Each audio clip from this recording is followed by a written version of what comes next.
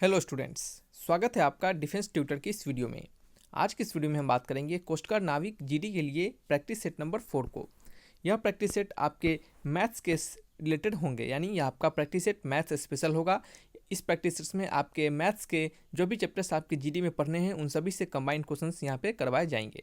तो इससे पहले हमने आपके लिए 3 और भी जीडी के प्रैक्टिस सेट्स को दिया है, तो जिन्होंने उन प्रैक्टिस सेट्स को नहीं देखा है तो प्लेलिस्ट से जाकर आप प्रैक्टिस सेट्स को देख सकते हैं। तो आइए बढ़ते हैं अपने इस वीडियो लेक्चर्स की ओर। वीडियो में बढ़ने से पहले आपसे रिक्वेस्ट रहेगा कि प्लीज़ बच्चे वीडियो को अच्छे से देखें, ध्यानपूर्वक सभी क्वेश्चंस को देखें और किसी प्रकार का डाउट हो तो कमेंट बॉक्स में आप लिखें। आप ज़्यादा से ज़्यादा हमें सपोर्ट करें ताकि हम आपके लिए और भी बेहतर और रेगुलर कंटेंट ला सके। सो आपकी सपोर्ट की ज़रूरत है, तो ज़्यादा से ज़्यादा आप हमें सपोर्ट करें ताकि हम आपके लिए अच्छे से अच्छे और बेहतर से बेहतर कंटेंट ला पाएँ।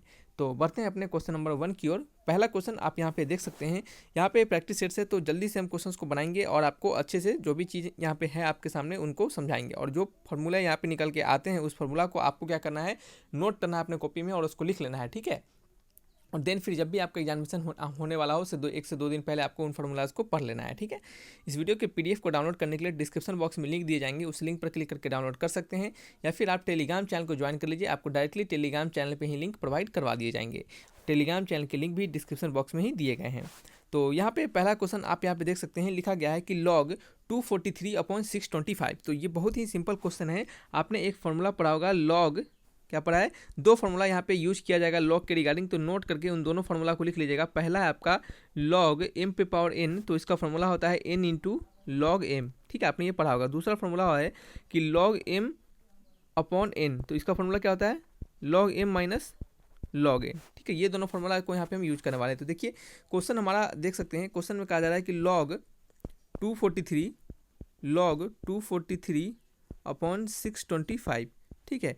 तो हम यहाँ पे log 243 को क्या लिख सकते हैं, 243 को लिख सकते हैं 3 to the power 5। 3 to the power 5 की जगह तो 243 मिल जाएगा। वहीं पे हम 625 को हम क्या लिख सकते हैं, 5 टू द पावर 4, ठीक है। 5 टू द पावर 4 यानी 5×25 और 5×25, तो 25 × 25 कितना होगा, 625। तो ये हमारा, हमने इसको ऐसा लिखा, ठीक है। तो यहाँ पे क्या करेंगे, log 3 to the power 5 minus कर देंगे log 5 टू द पावर 4, ऐसा करेंगे। क्यों ऐसा किए, हमने log m और ये इसको हमने n माना, तो ये m और ये n हो गया, तो log m अपॉन n हो गया। तो log m अपॉन n का फॉर्मूला हम इस पे लगाएंगे, ठीक है। तो log m minus log n हमने किया। देन फिर हम क्या करेंगे, अब इसको क्या करेंगे, log m to the power n पे बेस्ड बना देंगे। तो log m to the power n, उसका वैल्यू क्या होता है, n पीछे चला जाता है, यानी यहाँ पे आपका 5 पीछे चला जाएगा और वैल्यू हो जाएगा log 3 माइनस यहाँ 4 पीछे चला जाएगा, और वैल्यू हो जाएगा आपका log 5। तो वैल्यू क्या होगा, 5 log 3 माइनस 4 log 5। तो ऑप्शन मैच करेंगे, option number B is the correct answer, ठीक है। तो लॉग वाला क्वेश्चन आपको अब प्रॉब्लम नहीं होना चाहिए। लॉग वाला क्वेश्चन एक तरह से लोग वाला क्वेश्चन होता है, और लोग वाला क्वेश्चन आपको कभी डाउट नहीं होगा। लॉग का जो क्वेश्चन होता है, चलिए तो हंसने की बात हो गई, तो लॉग का जो क्वेश्चन होता है आपको पता होना चाहिए कि बहुत ही सिंपल और सरल क्वेश्चन दिया जाता है हमेशा। ये जो आपका कह सकते हैं कि ये स्कोरिंग पॉइंट है, आपके मैथमेटिक्स के स्कोरिंग क्वेश्चंस होते हैं लॉग के क्वेश्चंस बहुत टफ नहीं दिया जाता है। हालांकि लॉग के क्वेश्चंस अच्छे बनाए जा सकते हैं, लेकिन आप लोग एग्जामिनेशन में लॉग के क्वेश्चन ज़्यादा टफ नहीं दिए जाएंगे, ठीक है। तो ये स्कोरिंग होता है, तो इससे लॉग के क्वेश्चन जब भी आए तो आपको इसको अच्छे से बनाकर इससे जरूर स्कोर गेन कर लेना है, ठीक है। इस क्वेश्चन को अगर देखिएगा तो ये भी क्वेश्चन आपके log m to the power n पे ही बेस्ट पे बनेंगे। तो अगर आपने अभी तक सीखा होगा तो इसे जरूर समझ गया होगा, इस क्वेश्चन को आपने जरूर बना लिया होगा, ठीक है। आप हमारे प्रीवियस बैचेज के प्रैक्टिस सेट्स को देखिएगा, या फिर प्रीवियस बैचेज के सारे जो मैथ्स के वीडियोस हैं उनको देखिएगा, अग्नि बैचेज के मैथ्स के वीडियोस को देखिएगा, आपको सभी हेल्प करेंगे, ठीक है। जो भी क्वेश्चंस बताए जा रहे हैं उनको देखिए, आपको ये डेफिनेटली ये हेल्प करेंगे आपको एग्जामिनेशन में। जो भी बुक्स हैं आप उनको भी बनाते चले, उनको भी प्रैक्टिस सेट्स के तौर पे उनके बुक्स के क्वेश्चंस को बनाते चले, ठीक है। तो देखिए यहाँ पे है, हम log 2 रहने देंगे और log 5 और 625 को क्या लिखेंगे, 5 का क्या लिखेंगे, 5 टू द पावर 4। अभी तुरंत हमने लिखा है 5 टू द पावर 4 625 को, तो हमने ऐसा लिखा। तो यहाँ पे log 2 रहने देंगे और ये 5 टू द पावर 4 को, ये 4 पीछे चला जाएगा और ये हो जाएगा log 5 बेस पे 5, ठीक है। तो आपने फार्मूला पढ़ा होगा, आपने एक फार्मूला पढ़ा होगा, यहाँ पे नोट करके लिख देते हैं। इन सभी फार्मूला को आप लिख लीजिएगा, या फिर आप इसके पीडीएफ को डाउनलोड कर लीजिएगा, डिस्क्रिप्शन बॉक्स में लिंक दिए जाएंगे, या फिर आप टेलीग्राम चैनल को ज्वाइन करके वहाँ से आपको पीडीएफ प्रोवाइड करवा दिया जाएगा, ठीक है। तो यहाँ पे लॉग, ये जो log a बेस पे a का वैल्यू क्या होता है, 1 होता है। log 10 बेस पे 10 का वैल्यू क्या होता है, 1 होता है। यानी log बेस पे अंदर भी वैल्यू सेम रहे और उसका बेस भी सेम रहे तो वैल्यू हमेशा 1 होता है। जैसे आपने ये तो जरूर पढ़ा होगा, log e बेस पे e का वैल्यू क्या होता है, 1 होता है। तो बेस जब भी सेम रहे, अंदर का वैल्यू भी सेम रहे, तो आपका क्या होगा, आंसर हमेशा 1 आएगा। तो यहाँ पे log 2 4 हो गया और इसका वैल्यू क्या आ गया, आपका 1 आ गया, ठीक है। तो यहाँ पे हमने लिखा log 2 बेस पे 4, तो इसको हम log 2 बेस पे 4 को क्या लिख सकते हैं 2 का स्क्वायर, तो 2 पीछे चला गया और log 2 बेस पे 2 हो गया, ठीक है, क्या हो गया log 2 बेस पे 2 हो गया, तो इसका वैल्यू क्या हो गया आपका 1 हो गया, तो आंसर क्या हो गया आपका, आंसर आपका 2 हो गया, क्या हो गया 2 हो गया। ऑप्शन मैच करेंगे, option number D is the correct answer, ठीक है। चलिए बढ़ते हैं नेक्स्ट क्वेश्चन नंबर 3 की ओर। नंबर 3 में लिखा जा रहा है कि द इसेंट्रिसिटी, क्या लिखा है, the eccentricity of hyperbola 4x² the eccentricity of hyperbola 4x² minus 9 minus 8x equal to 32, ठीक है। क्वेश्चन में दिया जा रहा है कि 4x² minus 9y² minus 8x, और इसको हमने इधर बुला लिया था, क्या हो गया आपका ये इक्वल टू 32, ठीक है, ये आपका दिया जा रहा है आपको, ठीक है। तो आपको कहा जा रहा है कि इस हाइपरबोला के इसेंट्रिसिटी को बताना। इसेंट्रिसिटी मतलब जानते हैं, इसेंट्रिसिटी को हम ई से डिनोट करते हैं, और हाइपरबोला में इसेंट्रिसिटी का फॉर्मूला क्या होता है, सबसे पहले तो आपको यह पता होना चाहिए। तो हाइपरबोला में इसेंट्रिसिटी का फॉर्मूला में होता है √1 प्लस b² अपॉन a², क्या होता है 1 प्लस b² अपॉन a², ठीक है। हाइपर है, याद रखिएगा, हाइपर है तो हाइपर में प्लस करेंगे, हाइपर मतलब ज़्यादा, हाइपर हो गया, ठीक है, तो यहाँ पे प्लस का साइन लगाएंगे, ठीक है। और हाइपर रहेगा तो b² minus b² upon a² minus 1 कर देंगे, ठीक है। उसमें क्या करेंगे b² अपॉन a² माइनस 1 कर देंगे, किस में, आपका नॉर्मल पैराबोला में, ठीक है, नॉर्मल आपका पैराबोला में। तो यहाँ पे आपका हाइपरबोला है, तो हाइपरबोला में क्या करेंगे, हाइपरबोला में हम क्या करेंगे, पैराबोला तो आपको इसेंट्रिसिटी ऐसे भी पता रहता है, पैराबोला का इसेंट्रिसिटी हमेशा 1 ही हो जाता है, और ये जो आपका हाइपरबोला है उसका इसेंट्रिसिटी क्या होता है √1 प्लस b² अपॉन a², तो ये √1 प्लस b² अपॉन a² जो है, तो यहाँ पे b और a हमें दो टर्म अगर पता चल जाए तो हम इसको बना पाएंगे, बिल्कुल बना पाएंगे। तो देखिए b और a हम कैसे फाइंड करेंगे, तो उसको थोड़ा सा देखिएगा। तो यहाँ पे लिखेंगे 4x² माइनस 9y² और minus 8x is equal to 32, ये जो है, तो इसको क्या करते हैं हम थोड़ा सा समझदारी दिखाते हैं। यहाँ पे जो 4x² है और ये 8x है, ठीक है, हम इसको a प्लस बी के होल स्क्वायर के टर्म में कन्वर्ट करते हैं, ठीक है। तो देखिएगा कैसे करते हैं। तो सबसे पहले हाइपरबोला को जो इक्वेशन होता है, general equation x² upon a² minus y² upon b² is equal to 1, यही होता है। अगर हम इसको इस पूरे क्वेश्चन को अगर इस फॉर्म में ला दें तो हमें यहाँ से a और b पता चल जाएगा, ठीक है। तो हम इसी को, इस पूरे जो इक्वेशन दिए गए हैं उसको हम इस फॉर्म में लाने का प्रयास कर रहे हैं। तो देखिए हम कैसे लाते हैं। तो 4x² हो गया, और इसको क्या लिखेंगे हम minus 2 times of 4 into x, ठीक है, ऐसा लिख दिया हमने। देन फिर क्या करेंगे, देन फिर यहाँ पे प्लस में क्या करते हैं हम, प्लस में 4 और माइनस 4 ऐसा लिख देते हैं, ठीक है, प्लस में 4 और माइनस 4 हम ऐसा लिख देते हैं, ठीक है, इससे कोई फर्क नहीं पड़ेगा। और ये आपका तो माइनस 9y² रहेगा इज इक्वल टू 32, ठीक है, ये आपका। चलिए तो यहाँ पे हम देख सकते हैं कि इस इतने में से हम क्या करें, अगर 4 को कॉमन ले ले, क्या करें, इतने में हम 4 को कॉमन ले ले, तो ये आपका हो जाएगा 4 कॉमन आ जाएगा, ये x² माइनस 2x प्लस 1, और ये आपका हो जाएगा माइनस 9² और इस माइनस 4 को हमने क्या किया, इस साइड बुला ली थी, ये क्या हो गया 32 प्लस 4, क्या हो गया 32 प्लस 4, ऐसा हो गया, ठीक है। तो यहाँ पे दिख रहा होगा आपको a प्लस बी का होल स्क्वायर, ये 4 रह गया, और यहाँ पे क्या हो गया x माइनस 1 का whole square minus 9y² equal to 32 plus 4 कितना होता है, 32 प्लस 4 होता है आपका 36, ठीक है, 32 प्लस 4 कितना होता है 36 होता है। तो नेक्स्ट क्वेश्चन है, क्वेश्चन नंबर 3 का ही आंसर है, यहाँ पे क्वेश्चन नंबर 3 का आंसर है, ठीक है, ये आपका ऐसा हो गया, ठीक है। हम क्या करेंगे फिर, दोनों साइड क्या करेंगे, आपका 36 से भाग कर देंगे। हमको यहाँ पे 1 लाना है, देख सकते हैं यहाँ पे हमको 1 लाना है, एक तो हमने माइनस कर दिया, ठीक है, हमने माइनस कर दिया, x² के टर्म में हमने ला दिया, y² के टर्म में हमने ला दिया।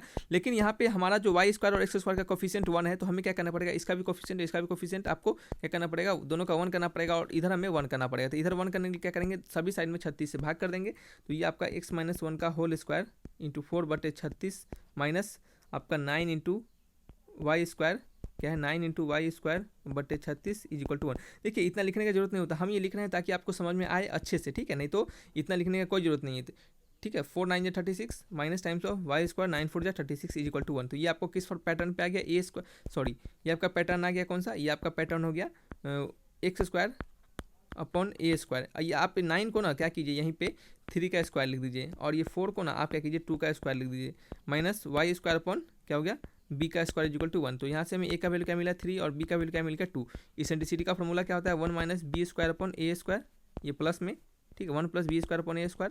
तो यहाँ पे फॉर्मूला में डाल देंगे वैल्यू, तो 1 प्लस b² का वैल्यू 2 का स्क्वायर यानी क्या आपका 4 और 3 का स्क्वायर 9, तो ये आपका हो गया 4 9 4 13, ठीक है, तो √13/3 क्या होगा √13/3 ये आपका आंसर हो जाएगा इसेंट्रिसिटी का। ऑप्शन मैच करेंगे √13/3, option number B is the correct answer. ठीक है, समझ में आ गया इसेंट्रिसिटी कैसे निकालना है। आपको बस ये फॉर्मूला याद रखना है, इस पैटर्न पे लाना है और आपको यहाँ से ए और बी का वैल्यू पुट करके फॉर्मूला में आंसर निकाल लेना है। ठीक है, इतना जो हमने लिखा है पूरा एलिब्रेट करके, ये आपको एग्जामिनेशन में बिल्कुल नहीं करना है। एग्जामिनेशन को क्वेश्चन बनाकर दिखाना है, ना कि आपको काबिल बनकर वहाँ पे दिखाना है। ठीक है, आपका आंसर सही होना चाहिए बस। यहाँ पे लिखा गया नेक्स्ट क्वेश्चन नंबर 4 में कि limit x tends to infinity x+2 into 2x+3 upon x-1 into 3x-5 limit x tends to infinity x+2 into में 2x+3 अपॉन में x-1 3x-5। तो आपको क्या करना है, limit n tends to infinity लगाना है। तो आपको क्या करना है, सबसे पहले x टेंस टू इन्फिनिटी लगाना है। तो सबसे पहले आप सारे टर्म में से x को कॉमन लीजिए। ये 4 टर्म है, यहाँ से हम सभी चारों टर्म में से x को कॉमन लेंगे। तो इसमें से x को कॉमन लेंगे तो ये आपका क्या हो जाएगा, ये आपका हो जाएगा, यहाँ पे x कॉमन लिया तो ये आपका 1 हो जाएगा और यहाँ पर आ जाएगा 2/x। ठीक है, देन फिर आपका यहाँ पे भी x कॉमन लेंगे तो ये क्या हो जाएगा आपका 2 + 3/x। नीचे क्या हो जाएगा, x कॉमन लेंगे तो 1 - 1/x और यहाँ पे x कॉमन लेंगे तो x - 5/x। सॉरी x कह रहे हैं यहाँ पे तो 3 रहेगा ना, तो ये क्या हो गया आपका 3 आपको क्या करना है, जो भी x है आपको वो काट देना है। जो x है हमारा सभी x कट जाएंगे आपस में। तो limit x tends to infinity 1 + 2/x into में 2 + 3/x नीचे 1 - 1/x इंटू में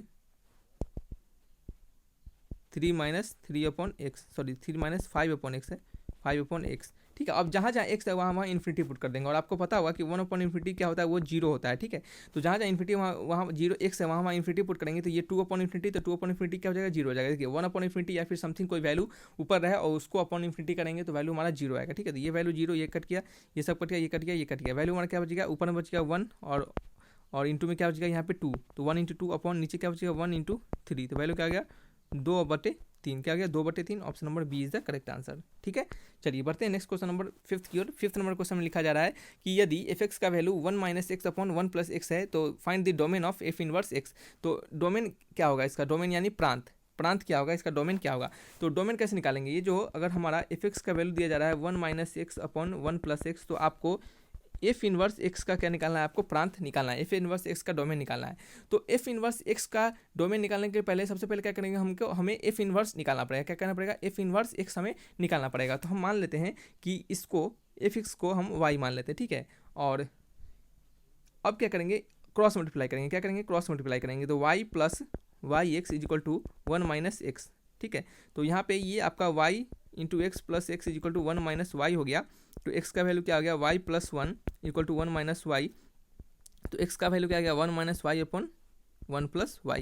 ये आपका क्या निकल गया, x का वैल्यू निकल गया। और यही क्या होगा, आप इसी को f इनवर्स x भी कहेंगे हम। ठीक है, इसी को हम क्या कहेंगे, f इनवर्स x भी कहेंगे। देखिए याद रखिएगा कि जब f(x) का वैल्यू x के टर्म में दिया गया हो, ठीक है, तो आप इसको y मान लीजिए और देन फिर इसका अगर आपको इन्वर्स निकालने के लिए कहा है तो आप x को y के टर्म में फाइंड कर लीजिए। देखा आपने देखा कि यहाँ पे x को हमने y के टर्म में फाइंड कर लिया, तो यही हमारा क्या हो जाएगा, f इनवर्स x हो जाएगा। अब हमें इसका डोमेन निकालना है। ठीक है, इसका क्या निकालना है, हमें डोमेन निकालना है। तो डोमेन का मतलब क्या होता है, जैसे अगर हमें f(x) का डोमेन निकालने के लिए कहा था, इसका अगर डोमेन निकालने के लिए कहा था तो मतलब x का वैल्यू, डोमेन निकालने का कहने का मतलब x का वैल्यू। ठीक है, तो यहाँ पे अगर हमें डोमेन निकालने के लिए कहा जा रहा है तो यहाँ पे यानी y का वैल्यू। ठीक है, तो यहाँ पे y का वैल्यू क्या होगा आपको यह पूछा जा रहा है। ठीक है, तो यहाँ से अगर y का वैल्यू हम फाइंड करें तो आप देख सकते हैं कि y हमारा यही है। ठीक है, यही हमारा y का टर्म है ना, तो ये हमारा y का वैल्यू क्या हो जाएगा, y हम किसी भी रियल नंबर को डाल सकते हैं। ठीक है, y में हम किसी भी रियल नंबर को डाल सकते हैं एक्सेप्ट -1 को छोड़ के। क्यों -1 को छोड़ के, क्योंकि अगर हम इसके जगह पे -1 डाल दें, ठीक है, यहाँ पे -1 डाल दे तो ये क्या हो जाएगा, ये तो आपका -1, ये आपका क्या है, ये आपका 1 है और ये आपका -y है। तो y के जगह पे हम क्या डालेंगे, -1 डाल देंगे तो ये -1 प्लस हो जाएगा। तो ऊपर तो 2 हो जाएगा लेकिन नीचे क्या हो जाएगा, 0 हो जाएगा। 2/0 क्या हो जाएगा, इन्फिनिटी हो जाएगा, जो कि क्या होगा, ऐसा नहीं होना चाहिए जिसे कि हम अनडिफाइंड मानते हैं। तो यानी कहने का मतलब है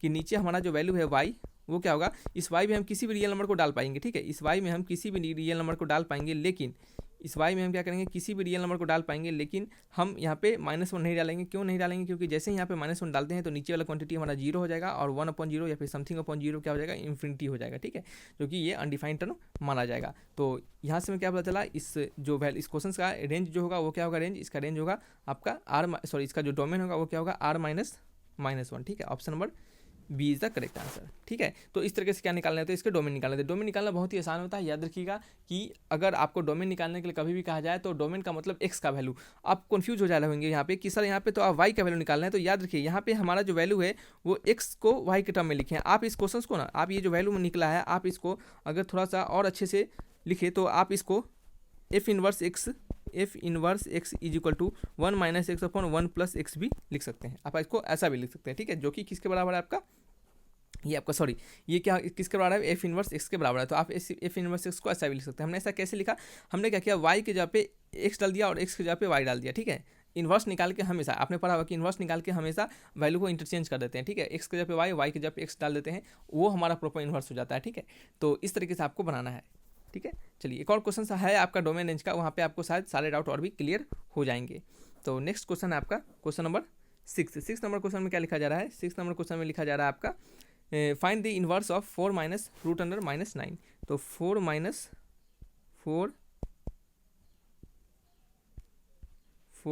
माइनस रूट अंडर माइनस 9। ठीक है, तो इसको 4 का 4 आने देंगे और रूट अंडर माइनस 9 को आप root under 9 into root under minus 1 लिख सकते हैं। तो 4 माइनस ये 3 हो गया और इसको हम आई लिख सकते हैं। ठीक है, आपने पढ़ा हुआ कि आई स्क्वायर का वैल्यू -1 होता है, तो आई का वैल्यू क्या हो गया, रूट अंडर -1। ठीक है, तो यहाँ पे हमने आई लिखा। इसका इन्वर्स निकालना है तो हम क्या करेंगे, इसका 1/4 माइनस 3i यही इन्वर्स होगा।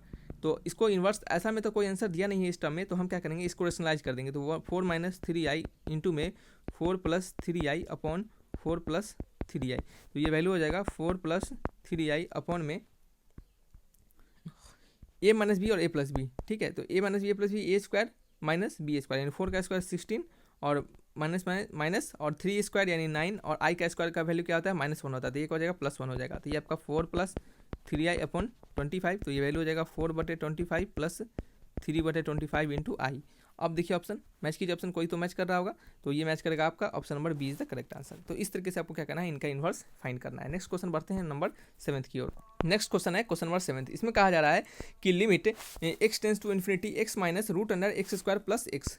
लिखा जा रहा है कि limit x tends to infinity x minus root under x square plus x. ठीक है, आपको इसका क्या निकालना है, लिमिट निकालना है। तो यहाँ पे याद रखिए कि ऐसा ये जो लिमिट दिया गया है तो आपको क्या करना है, इसको पुट करके देखना है। तो यहाँ पे इन्फिनिटी माइनस इन्फिनिटी का ये फॉर्मेट आएगा और इन्फिनिटी माइनस इन्फिनिटी क्या होता है, इन्फिनिटी माइनस इन्फिनिटी एक इंडिटरमिनेट फॉर्मेट होता है। याद रखिए जब भी लिमिट को निकालिए तो आप उसके चेक करके देखिए कि वो हमारा इंडिटरमिनेट फॉर्मेट आ रहा है या फिर नहीं आ रहा है। 7 इंडिटरमिनेट फॉर्मेट पढ़ने हैं, उन 7 में से कोई भी एक फॉर्म आ गया तो वो हमारा क्या होगा, लिमिट क्या होगा, उसको हमें लिमिट के तरीके से सॉल्व करना पड़ेगा। नहीं तो कोई अगर वैल्यू आ जाता है या फिर 0 आ जाता है तो वही हमारा उसका आंसर हो जाता है। ठीक है, तो यहाँ पे इन्फिनिटी माइनस इन्फिनिटी आ रहा है तो ये हमारा इंडिटरमिनेट फॉर्मेट है, तो इसे हमें क्या करना पड़ेगा, सॉल्व करने का पड़ेगा। तो इसको कैसे सॉल्व करेंगे, तो इसको क्या करेंगे, हम सॉल्व करने के लिए रेशनलाइज करेंगे। क्या करेंगे, रेशनलाइज करेंगे। तो देखिएगा यहाँ पे x plus root under x square plus x लिखेंगे, नीचे x plus root under x square plus x लिखेंगे। ठीक है, तो यहाँ पे limit x tends to infinity. ठीक है, और ये आपका a प्लस बी और a माइनस बी। ठीक है, तो ये क्या हो गया आपका a square plus B square, sorry A square minus B square. तो ये आपका हो गया x square minus times of x square और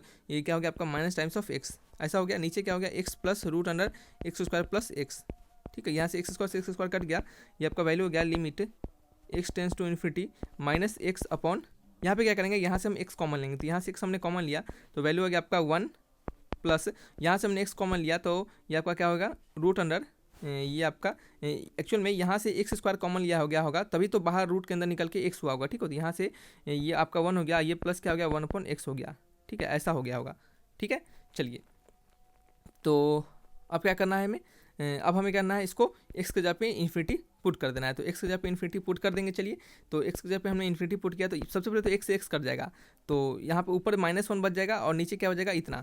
तो सबसे पहले हमको x के जगह पे इन्फिनिटी आप पुट कर देंगे। तो x के जगह पे इन्फिनिटी पुट करेंगे तो ये वैल्यू 1/इन्फिनिटी क्या हो जाएगा, ये आपका वैल्यू 0 के बराबर हो जाएगा और ये क्या हो जाएगा ऊपर -1 और नीचे क्या हो जाएगा 1 + 1 + 1। ठीक है, तो 1 + 1 कितना होगा 2 यानी -1/2। तो option number D is the correct answer.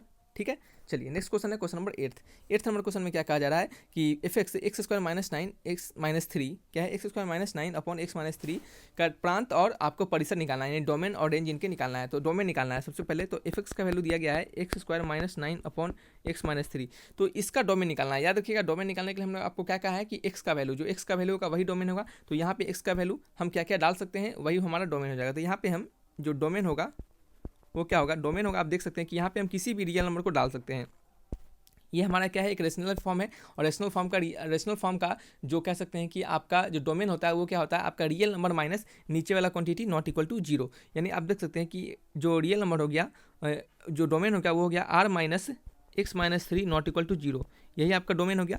तो R minus x minus three not equal to zero कहने का मतलब एक्स थ्री के बराबर नहीं होना चाहिए, यही ना होगा। X minus three equal to zero कर देंगे तो एक्स का वैल्यू हमें थ्री मिल गया, तो हमारा जो वैल्यू है एक्स का वो थ्री के बराबर नहीं होना चाहिए। क्यों थ्री के बराबर नहीं होना चाहिए, अभी तुरंत हमने इस प्रीवियस क्वेश्चन में बताया था कि अगर यहाँ पे थ्री डाल देंगे तो नीचे वाला वैल्यू क्या हो जाएगा, हमारा जीरो हो जाएगा, और 1/0 यानी समथिंग अपॉन जीरो क्या हो जाएगा, इन्फिनिटी हो जाएगा, जो कि क्या है आपका, ये आपका अनडिफाइंड फॉर्मेट माना जाता है। तो इसको क्या हो गया वैल्यू, आपका डोमेन का वैल्यू हो गया आर माइनस थ्री, ठीक है, आर में से थ्री छोड़ के। तो एक ही ऑप्शन मैच कर रहा है, option number C is the correct answer. लेकिन यहाँ पे फिर भी हम आपको डोमेन रेंज बताएंगे ताकि क्या हो, आपका अगर ऑप्शन में नहीं दिया गया हो तो कैसे फाइंड करेंगे। तो रेंज निकालने के लिए कहा जाएगा, रेंज कहने का मतलब वाई का वैल्यू, तो एफ एक्स इसी को हमने वाई मानते हैं, ठीक है।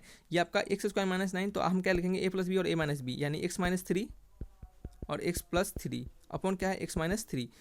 ये एक्स माइनस थ्री से एक्स माइनस थ्री कट गया, वैल्यू हो गया एक्स प्लस थ्री। आप जानते हैं कि हम यहाँ पे एक्स का वैल्यू तीन नहीं डाल सकते, एक्स का वैल्यू तीन नहीं डाल सकते, बाकी सब कुछ डाल सकते हैं। तो कहने का मतलब है कि एक्स की जगह पे अगर हम तीन डाल देते हैं और जो हमारा वैल्यू आता है यानी हमें 6 मिला, तो एक्स की जगह पे हमें तीन नहीं डालना है, और एक्स की जगह पे अगर हम तीन डालते हैं तो वैल्यू 6 मिलता है। तो कहने का मतलब है कि रेंज जो होगा हमारा, देखिए एक्स का वैल्यू कुछ भी डालिए, तो एक्स का वैल्यू कुछ भी डालिएगा तो रेंज वैल्यू कुछ भी आएगा। एक्स का वैल्यू कुछ भी डाल सकते हैं तो रेंज भी हमारा कुछ भी आ सकता है, लेकिन एक्स का वैल्यू तीन नहीं डाल सकते। तो एक्स का वैल्यू जब तीन नहीं डाल सकते तो रेंज भी हमारा जो तीन पे एक्स के तीन वाले वैल्यू पे जो भी हमारा वैल्यू मिलेगा वो भी हमारा रेंज नहीं होगा। तो यहाँ पे हम तीन डाल देंगे और वैल्यू हमारा 6 आएगा। तो कहने का मतलब है कि जो रेंज होगा वो क्या होगा, आपका रियल नंबर में से 6 को घटा के। क्यों 6 को घटा के, क्योंकि हमारा जो डोमेन है वो तीन नहीं हो सकता, डोमेन में एक्स का वैल्यू तीन नहीं हो सकता। तो यहाँ पे तीन प्लस तीन डाल दिए, 6 आ गया, तो हमारा रेंज का वैल्यू 6 नहीं हो सकता। तो आंसर क्या हो गया, ऑप्शन नंबर सी हो गया। ठीक है, समझ में आ गया। चलिए नेक्स्ट क्वेश्चन है, अगर इस क्वेश्चन में डाउट हुआ होगा तो आप पूछिएगा, हम आपको नेक्स्ट क्वेश्चन में बताएंगे। नेक्स्ट है क्वेश्चन नंबर 9। क्वेश्चन नंबर 9 में कहा जा रहा है cos 20 degree minus cos 70 degree upon cos 70 degree minus sine 20 degree, तो इसका वैल्यू क्या होगा। तो आपने एक फार्मूला पढ़ा होगा, फार्मूला को लिखिएगा, क्वेश्चन नंबर 9 का आंसर, ठीक है। 9 के आंसर में फार्मूला को लिखिएगा, नंबर 1 फार्मूला नोट करके, नंबर 1 फार्मूला लिखिएगा।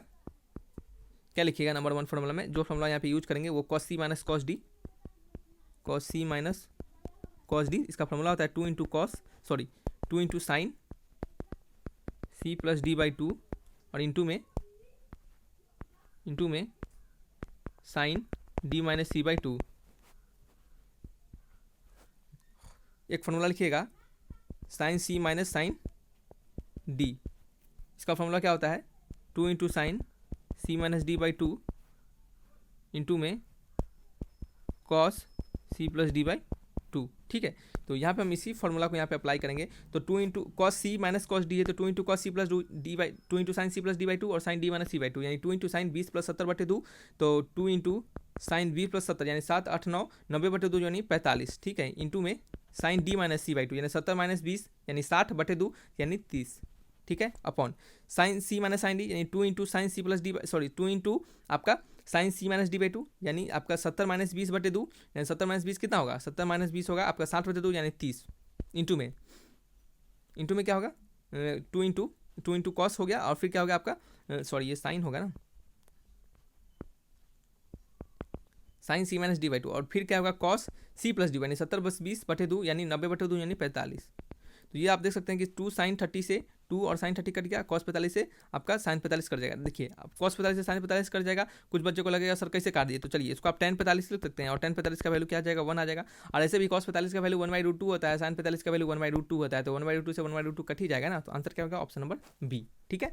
चलिए बढ़ते हैं नेक्स्ट क्वेश्चन नंबर 10 की ओर। नंबर 10 में कहा जा रहा है कि find the value sine of sine inverse x plus cos inverse x. क्या कहा जा रहा है, sine of sine inverse x plus cos inverse x. तो ये तो आपको बुर्बक बनाने के लिए क्वेश्चन दिया जा रहा है, बहुत ही लल्लू सा क्वेश्चन है ये। आपने पढ़ा होगा एक फार्मूला कि कॉस इनवर्स एक्स, आपने फार्मूला पढ़ा होगा कहाँ पे, इन्वर्स ट्रिग्नोमेट्रिक फंक्शन में। आप हमारे इन्वर्स ट्रिग्नोमेट्रिक फंक्शंस के सभी वीडियोस को जाकर देखिएगा, आपको वो हेल्प करेंगे, ठीक है। हमने इस बैचेज में भी डाले हैं और प्रीवियस बैचेज में इन्वर्स ट्रिग्नोमेट्रिक फंक्शन से वीडियो डाले हैं, तो उसको जाकर आप जरूर देखिए। आपने फार्मूला पढ़ा होगा कि sign inverse x plus cos inverse x का वैल्यू क्या होता है π/2 होता है। तो हम क्या करेंगे यहाँ पे साइन, इसके जगह पे क्या डालेंगे π/2 डाल देंगे, तो π/2 डाला गया, ठीक है। तो ये क्या हो गया आपका साइन π/2 यानी साइन 90 डिग्री और साइन 90 का वैल्यू क्या होता है 1 होता है। तो ऑप्शन नंबर क्या हो गया, B is the correct answer. ठीक है, तो ये क्या थे आपके 10 मोस्ट इंपॉर्टेंट क्वेश्चन थे जो कि आपके एग्जामिनेशन में आपको पूछे जाएंगे। तो इसको क्या रखना है, आपको ध्यानपूर्वक देखना है, यहाँ से जो भी फॉर्मूला सामने आता है उसको याद रखना है, रिमेंबर करना है और आपको उसको नोट्स कॉपी में बनाना है। ठीक है, और इसके PDF को भी डाउनलोड कर लीजिएगा डिस्क्रिप्शन बॉक्स में लिंक से,